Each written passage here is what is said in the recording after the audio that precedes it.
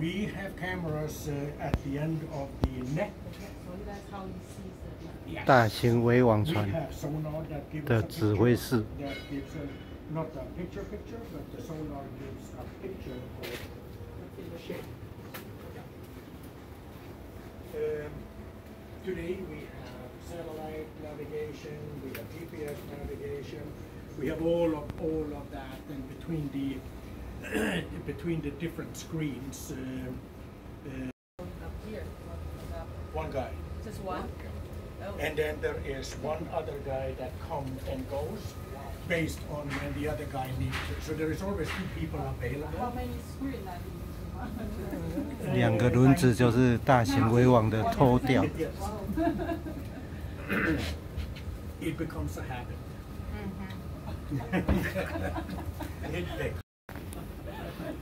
On the 这 video 个控 games, 制是只要 you 1个人 use 操作。 these to control the motion of the objects. Here, it works the other way. We use these to control the net coming in, and the net behaves based on weather. So when the rougher the weather gets, the more concentration it is from here to make sure the guys on the deck are safe. It's a big operation, both in holdback and when we set the net back out and hope there is something. Right, right. Today, with the amount of vessels on the ground, everybody talk. So we know if the fish, where it is. They have a way to determine which way it's moving. And if it's good fish, everybody follows it until it dives deep enough for us. We have to find another fish. Yeah. So that's a little bit about the technology underwater, above the water. When we started here in 1991, it was in the early days of satellite communication, ship-shore. And at that time, when I first came to Alaska, it was $12 a minute to talk. And today, I think we do it for 27 cents on a satellite for all crew and stuff like that. We have WhatsApp for everybody on board, and we have in the galley, we have crew can log up to their Gmail and their email and all that stuff. And if you are going to compete for and with the crew in 2025, we need to have that. Yeah. So we have kind of evolved with the technology for the crew. How deep can you fish? We can go in meters, we can go down to 290, 312 meters, vertical depth. And the wire and stuff always in a ratio 1 to 3.5. So if you go 100 meters down, you have 350 meters with wire out. When it comes below that, there is something that happened in the water column with the pressure on the net, because we rigged the net with weights at the bottom and buoys at the top. And when we start to come below that, the buoy starts to collapse. And then the whole net collapses. And then it has to be rigged totally different. It's not that we cannot go there, but then we have to select a rigging for that. And that could take us over a day to re-rig it.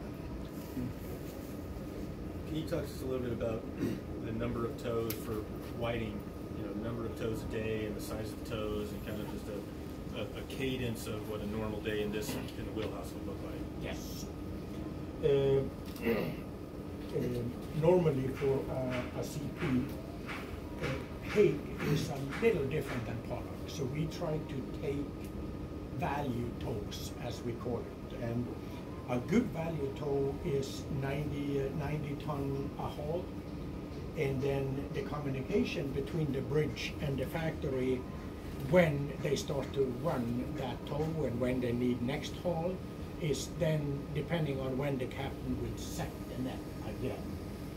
Normally in a day we do 5 to 7 tows depending on bag size. That's every day.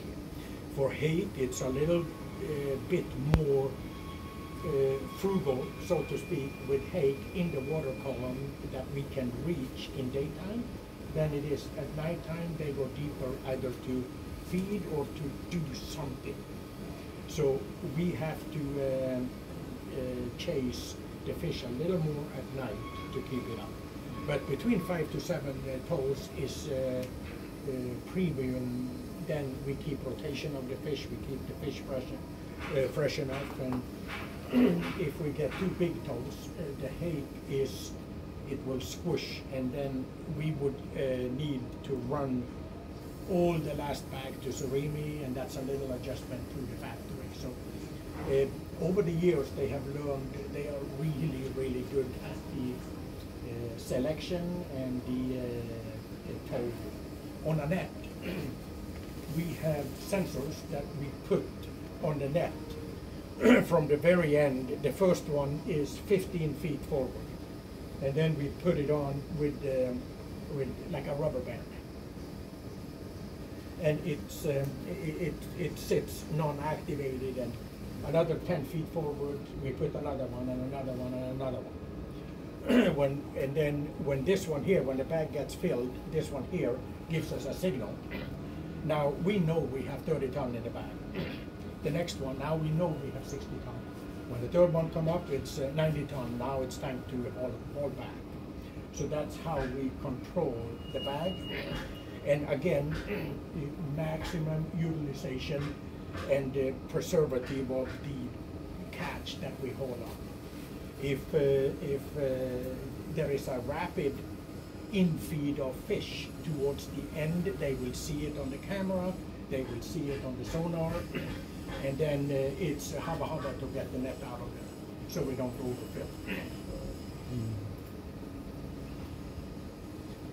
There's I think a misperception oftentimes that the captain has total control over all the vessel, and they are the leader on the vessel, but there's a relationship between the factory manager and the captain in terms of when to set that net and bring it in based on what's happening in the factory, quality of the fish, size of the fish, how fast it's running through.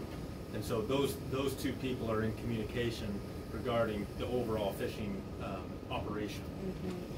In 1989-90, when we first came to Alaska, the fishery was new and everything was new, and the system was Olympic fishing. And when it's Olympic fishing, every day you go out and get the maximum fish out of the water.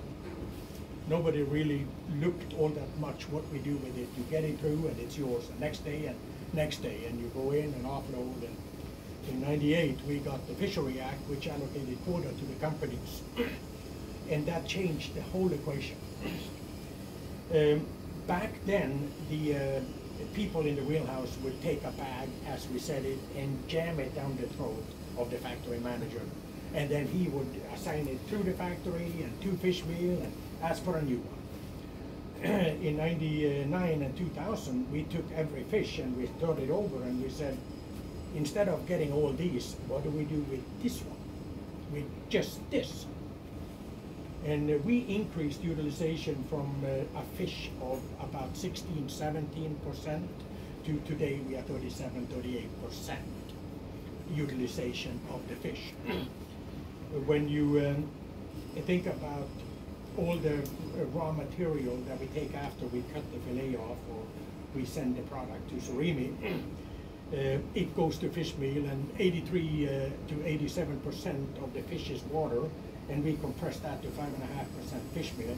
A huge portion of the fish go up in steam through for it to become those 5% fish meal that we have after we cut off a fillet. So today there is not much more we can do to harvest, take that from that fish we took. We can't turn it around and do more with it. That when we make surimi, we wash it and then we squeeze it. and then we add water and we wash it again. We take this wash water and we take it to a machine and we squeeze out the proteins and we mix it in at the end. So even that is not going on the floor anymore and overboard.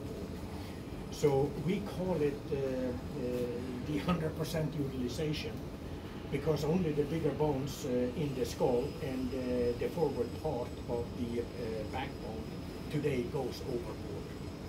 For a while, back in the